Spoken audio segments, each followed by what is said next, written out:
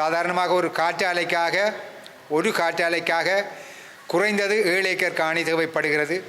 அதனால் பலருடைய காணிகள் இங்கே அபகரிக்கப்படுகின்ற சந்தர்ப்பங்கள் இருக்கிறது. எங்களுடைய பிரதேசத்திலே சமகாலத்திலே தேசிய வேலை திட்டம் என்ற வகையிலே காற்றாலை திட்டம், கனிய மணல் அகழ்வு திட்டம் மற்றும் சுண்ணக்கல் அகழ்வு திட்டம் போன்ற திட்டங்கள் அபிவிருத்தி என்ற பெயரிலே எங்களுடைய பிரதேசங்களிலே நடைமுறைப்படுத்துவதற்கு உத்தேசிக்கப்பட்டிருக்கிறது. எங்களுடைய கிராமங்கள், மீள்குடியமர்வு பிரதேசங்கள், இந்த பிரதேசத்திலே இருக்கின்ற மக்கள் ஏற்கனவே இடம்பெயர்ந்து பல்வேறுபட்ட பிரச்சனைகளுக்கு மத்தியிலே மீள குடியமர்ந்து தங்களுடைய இயல்பு வாழ்க்கையை நோக்கி சென்று கொண்டிருக்கிறார்கள்.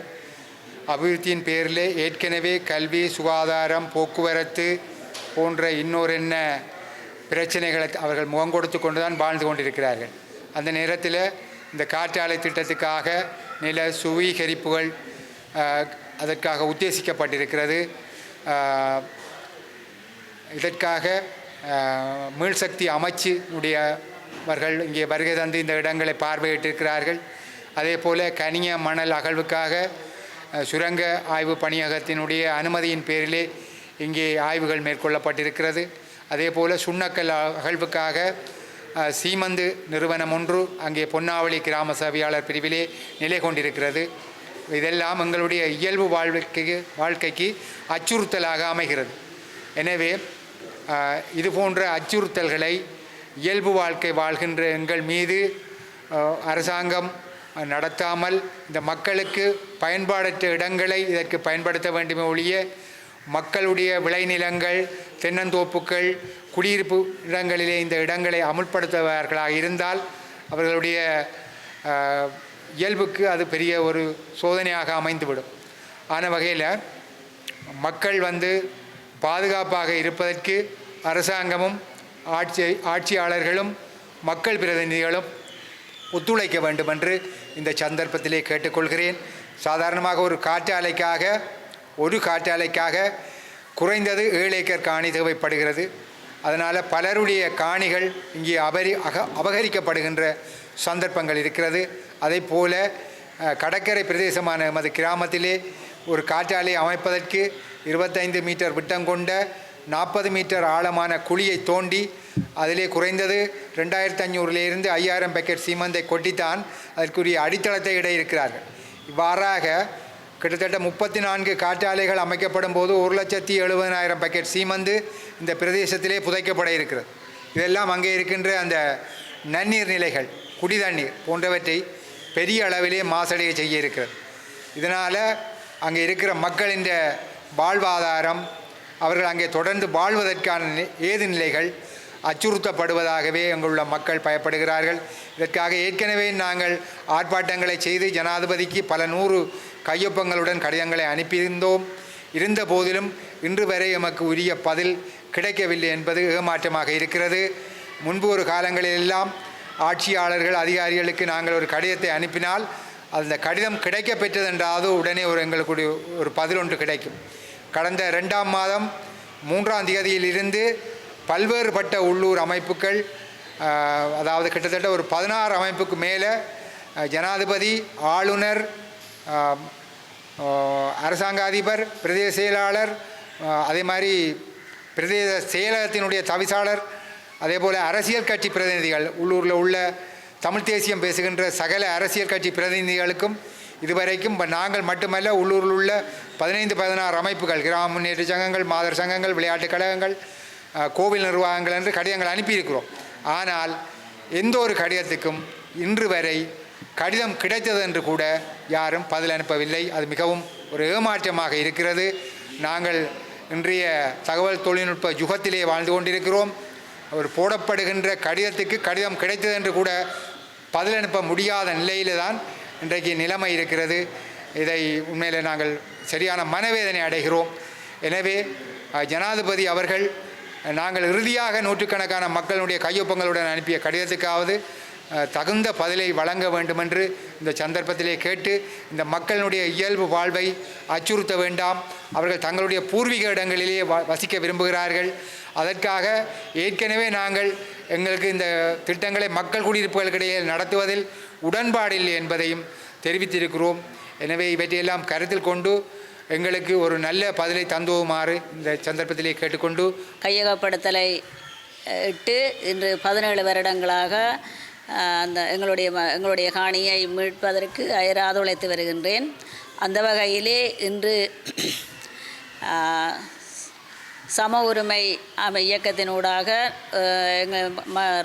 வடக்கு மாகாணத்திலே காணி அபகரிப்பு, காற்றாலை, மின்னியக்க சக்தி போன்ற மக்களுக்கு பாதகமான செயல்பாடுகளை முன்னிட்டு இந்த கட்சி இயக்கத்தினாலே ஒழுங்கமைக்கப்பட்ட அந்த ஒன்று கூடலே நாங்கள் இன்று ஒன்று கூடியிருக்கின்றோம். அந்த ஒன்று கூடலின் பயனாக சகல மக்களினுடைய பாதிப்பு நிலைகளை அறிந்து உணர்ந்த நாம் எங்களுடைய தாற்பயமான நிலை அரசாங்கத்துக்கு இன்னும் எட்டவில்லை என்ற நோக்கத்தின் வெளிப்பாடாக அந்த பாதிக்கப்பட்ட மக்களின் வழிநடத்தல் பிரதிநிதிகளை ஜனாதிபதியிடம் சந்திக்கவோ அல்லது நாங்கள் எங்களுக்கு அந்த அந்த மீள்நிலையிலிருந்து மீள்வதற்கான செயல்பாடுகள் செய்வதற்கென்று ஒரு குழு அமைக்கப்பட்டிருக்கின்றது. உண்மையிலே அது எங்களுக்கு எதிர்காலத்திலே எல்லோருக்கும் வடக்கு மாகாண மக்களுக்கு ஒரு பெரும் விமோசனமாக அமைய வேண்டும் என்று இந்த வேளையிலே வேண்டிக் கொண்டு, எங்களுடைய பூர்வீக வாழ்விடமானது நாங்கள் இடம்பெயர்ந்த பின்பு 2009ஆம் ஆண்டு இலங்கை இராணுவத்தினராலே அபகரிக்கப்பட்ட செய்தி நாங்கள் 2010ஆம் ஆண்டு இடத்தங்கள் நிவாரண கிராமத்தில் இருக்கும்போதே அறிந்தோம். அன்று தொடக்கம் இன்று வரையும் எங்களுடைய காணி எமக்கு வேணும், மாற்றுக்காணி வேண்டாம் என்ற குரலோடு எங்களுடைய உணர்வுபூர்வமான வெளிப்பாடுகளை முன்வைத்து வந்தோம். ஆனால் எங்களுக்கு இதுவரையும் எந்த முழுமையான சாதகமான பதில் கிடைக்கவில்லை. எங்களுடைய விருப்பம் இல்லாமல் எங்களை பலாக்காரமாக ஏற்றி வந்து ஜெனிவா விநாடகத்தின் நிமித்தம் ஏற்றி வந்து எங்களுடைய சொந்த மண்ணிலே எங்களை குடியமர்த்துவதாக கூறி எந்தவித வாழ்வாதாரமற்ற காணியிலே மக்கள் விருப்பமின்றி அவர்களுடைய விருப்பு வெறுப்புகளை ஏற்றுக்கொள்ளாத நிலையிலே அங்கே குடியேற்றப்பட்ட நாங்கள் இருந்தும் நாங்கள் 4 குக்கிராம மக்கள், அதாவது பலதரப்பட்ட கலாச்சார பழக்க வழக்க விழுமியங்களை கொண்ட மக்களை ஒன்றாக கூடியமர்த்தப்பட்ட அந்த நிலையிலே பிள்ளைகளுடைய கல்வி, எங்களுடைய வறுமை, கலாச்சாரம், பழக்க வழக்க சீர்கேடுகள் மேலோங்கி நிற்கும் வேளையிலே நாங்கள் நாளாந்தம் எங்களுடைய மகஜர் மூலமோ ஆர்ப்பாட்டங்கள் மூலமோ நீதி கேட்ட நாம் 3 வருடங்கள் தாய்க்குலம், அதாவது ஒரு பிள்ளையினுடைய தாற்பயமான நிலையை கண்டு முதல் குமரி எழுவது தாய்மனம்தான். அதே போன்று அவ்வளவு தாய்க்குலமும் நாட்சந்தியிலே 3 வருடங்களை தொடர் போராட்டமாக செய்து 4வது வருடம் நாங்கள் கால்பதித்த வேளையிலே நாட்டு நிலைமையில் ஏற்பட்ட கொரோனா தொற்று காரணமாக எங்களுடைய போராட்டம் நிறுத்தப்பட்டும் நாங்கள் வரும் ஜனாதிபதிகள், ஆளுநர், சம்பந்தப்பட்ட அதிகாரிகள் அவ்வளவு பேருக்கு நாங்கள் மகஜர்கள் மூலம் எங்களுடைய பூர்வீக வாழ்விடத்தை இடைவிடாது கேட்டுக்கொண்டிருந்தோம். ஆனால் எங்களுக்கு முழுமையான சாதகமான பதில் இன்னும் எங்களுக்கு கிடைக்கவில்லை. எங்களுடைய வரலாற்றிலே, எங்களுடைய இந்த பூர்வீக வரலாற்றிலே எங்களுக்கு பின்னாலே எவ்வளவோ தாற்பயமான பின்னணிகள் இருக்கின்றன. எங்களுடைய பிள்ளைகளுடைய எதிர்காலம், எங்கள் கல்வி கற்க வேண்டிய பிள்ளைகள் சீர்திருத்த பள்ளியிலும் பிள்ளைகளை சுமந்தபடியும், சிறு வயதிலேயே பிள்ளைகளை சுமந்தபடியும், எங்களுடைய பிரதேச மக்கள் அந்த மாதிரி கிராமத்தில் இருக்கிற மக்கள் கசிப்பை ஒரு சுயதொழிலாக கொண்ட நிலையம். ஏனென்று சொன்னால் நாங்கள் அவைகளை தடுக்க முடியாத நிலை என்னென்னு சொன்னால் அங்கே வேறு எந்த வருமானமும் இல்லை. எந்த வருமானமும் இல்லாத இடத்திலே மக்களை குடியமர்த்தி வாழ்வாதாரமிக்க வாழ்விடத்தை இராணுவம் அபகரித்திருக்கின்றது. அந்த வகையிலே பெரும் துன்பங்களை சுமந்த நாங்கள் கடைசியாக எங்களுடைய தற்போதைய ஜனாதிபதி வந்தபோது அவர் மக்களுக்காக, மக்கள் நீதிக்காக, ஊழலற்ற அரசுக்காக உழைப்பதாக கூறிய பறைசாற்றி வந்திருந்தார். உண்மையிலே எங்களுடைய வாழ்விடம் இனியாவது கிடைக்கும் என்ற ஒரு நம்பிக்கை எங்களிடம் இருந்தது. அந்த வகையிலே நாங்கள் அவரை நம்பி அவர் எங்களுடைய மாவட்டத்துக்கு வருகை தந்தபோது நாங்கள் இரு தடவை அவரிடம் மகஜர் கையை அளித்திருந்தோம், பிரதமர்கிட்டையும் கொடுத்திருந்தோம். அவர்களுடைய என்பிபி நிறுவன பிரதிநிதிகளிடையும் கொடுத்திருந்தோம். ஆனால் எங்களுக்கு இதுவரையும் அதுக்கான சாதகமான பதில் கிடைக்கல. அதுக்கு மேலாக முல்லை மண்ணிலே மக்களுடைய காணி மக்களுக்கு என்ற பறைசாற்றலும் எங்களுடைய ஜனாதிபதி அவர்களால் முன்வைக்கப்பட்டது. 100% எங்களுடைய காணி கிடைக்கும் எப்போ கிடைக்கும் என்று தான் நாங்கள் எதிர்பார்த்திருந்தோம். ஆனால் கடந்த மாதம் எங்களுடைய காணி எங்களுடைய நாடாளுமன்ற அமர்விலே எங்களுடைய பிரதிநிதியின் முன்னிலையிலே அமைச்சரவை கூட்டத்திலே பாதுகாப்பு பிரதி செயலாளர்கள் ஜனாதிபதிக்கு முன்வைக்கப்பட்ட கருத்திலே எங்கள் மக்களுடைய கேப்பாவளம் மக்களுடைய காணி 44 குடும்பங்களுக்கு பதில் காணியும் வீடும் சம்மதத்தோடு வழங்கப்பட்டதாகவும் ஏனைய 11 பேருக்கு மாற்றுக்காணியோ அல்லது நட்டோடு வழங்க இருப்பதாகவும் கூறியிருந்தார்கள்.